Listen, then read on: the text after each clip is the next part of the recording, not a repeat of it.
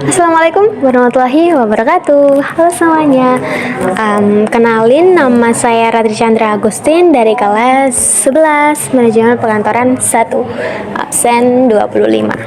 Jadi di sini saya mau menyampaikan refleksi pembelajaran tentang cloud computing. Jadi mau kayak storytelling gitu ya. Nah, jadi di pembelajaran ini dimulai dari pembuatan kelompok, habis itu pembuatan proposal usaha, habis pembuatan proposal usaha itu pembuatan PPT di Canva, habis itu presentasi sama guru tamu, dan habis itu revisi. Nah, langsung aja ya. Yang pertama, setelah pembentukan kelompok 6 orang, jadi dibagi kelompok 6 yang terdiri dari 6 orang. Di situ ada saya, Novalita, Nabila, Mutia, Auli, dan Putri. Nah, di sini kita punya bagian-bagian tugasnya sendiri yang udah dibagi lewat WhatsApp, karena di sini tuh kita kayak simulasi bikin proposal usaha yang yang kita tuh pura-pura kayak lagi jauh-jauhan gitu, padahal kita ya sekelas, sederet dudukan gitu, cuman kita nggak ngomong, kita nggak saling ngomong langsung, kita komunikasinya itu lewat WhatsApp. Nah, di sini tuh tantangannya kerasa banget, soalnya ya menurut saya komunikasi lewat WhatsApp itu nggak efektif, kurang efektif, soalnya kalau misalkan nih ada ide tuh dibilang disampaikan di WhatsApp, grup WhatsApp, nah itu tuh slow respon gitu, kadang juga nggak ada yang respon walaupun udah dibaca. Jadi ya kalau udah ngechat di grup terus nggak ada yang ngerespon, ya udah di spam, habis itu udah di spam nggak ada, tetep aja nggak ada yang bales, nah itu ditelepon. Jadi muter-muter aja gitu terus sampai ribet lah pokoknya, kayak susah banget gitu.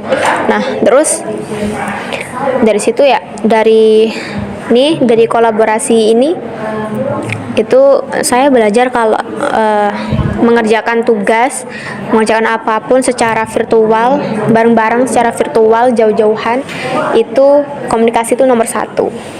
Nah, mau sebagus apapun pekerjaannya yang dikerjakan, kalau komunikasinya nggak jelas, miskomunikasi itu ya tetap aja buat apa gitu. Nah, terus habis itu yang kedua adalah pembuatan PPT di Canva. Nah, itu juga kolaborasi.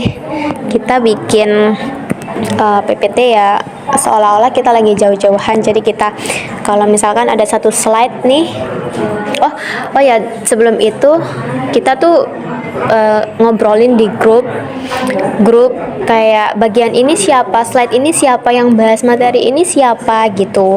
Nah, habis itu udah terbagi semua tuh tugas-tugasnya, barulah ngerjain di Canva. Nah, di situ kalau misalkan ada satu slide yang misalkan ada satu anggota yang kurang srek nih, nah itu di komen, tapi komennya tuh di Canva, jadi nggak ngomong langsung gitu. Terus abis itu apalagi ya, oh iya, nah pas bikin Canva itu saya merasa waktunya kurang ya. Jadi pas lagi bikin Canva tuh rasanya kayak lagi diburu-buruin gitu, jadi kurang maksimal dalam pembuatan Canva-nya juga. Otak tuh kayak nggak bisa mikir, soalnya dikejar-kejar waktu, harus selesai segini, habis ini kita gini, habis gini, jadi kayak aduh bentar gitu, jadi kayak bingung sendiri gitu. Nah, habis bikin Canva tuh udah selesai, kita belum memahamin materi lebih deep lagi tuh, itu udah disuruh buat presentasi sama guru tamu. Nah, pas presentasi itu saya ngerasa gugup banget sih, soalnya emang masih belum menguasai materi banget. Jadi apa ya, belum mempelajarin dari slide 1 sampai slide terakhir itu bahas apa aja. Ya tahu bahas apa aja, cuman apa ya, kayak oh slide ini bahas tentang keuangan, slide ini bahas tentang latar belakang, bahas tentang strategi pemasaran, tahu, cuman kayak rincian lebih luasnya lagi dari slide-slide itu masih belum ngerti gitu, belum paham banget. Nah habis itu pas presentasi ada masukan dari guru tamu yang bermanfaat banget. Jadi masukannya itu untuk PPT dari kelompok saya itu sih udah bagus, cuman ada pengulangan penyampaian gitu. Jadi informasinya udah disampaikan tadi, nanti di slide-slide selanjutnya disampaikan lagi. Jadi pengulangan penyampaian informasi gitu. Jadi kayak kalau pengulangan penyampaian informasi itu akibatnya ya bisa bikin audiens ngerasa bosen gitu. Terima kasih banget buat guru tamu sudah mengasih masukan yang sangat-sangat bermanfaat. Nah, oke, itu udah. Habis itu lanjut ke revisi. Nah, habis itu kita revisi ulang tuh proposalnya, kita konsultasi dulu ini apa yang harus diubah. Nah, katanya isinya udah oke nih, udah bagus, cuman susunannya. Jadi kita proposalnya cuma revisi di susunannya aja biar lebih rapi gitu. Terus kalau yang PPT kita membuang apa yang nggak penting, yang pengulangan penyampaian informasinya itu yang katanya guru tamu itu, nah itu dibuang. Itu udah, itu aja sih.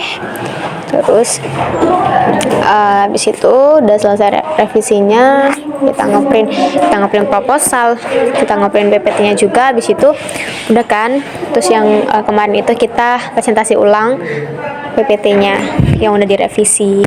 Gitu aja sih. Terus pembelajaran yang bisa saya ambil dari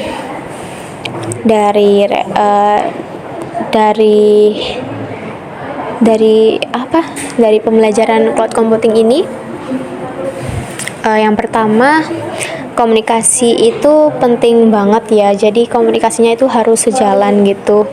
Kalau yang satu ngerti, yang lainnya juga harus ngerti. Nggak boleh kayak yang satu ngerti, yang dua ngerti, yang tiganya nggak ngerti gitu. Terus juga yang kedua,